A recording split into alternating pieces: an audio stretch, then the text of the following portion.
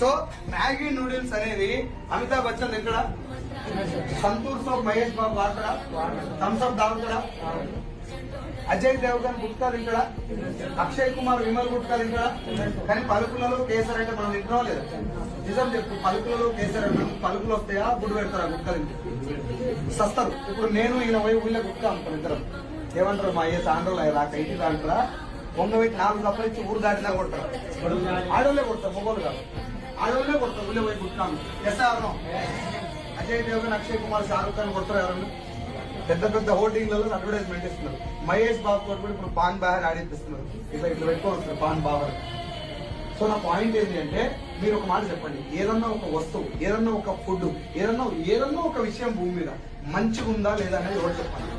Experience చేస్తారు. మనకంటే ముఖ్యంగా మహేశ్వరి పాలన అని ఒక పాలన ఉంది, ఉందా? మహేశ్వరేనా?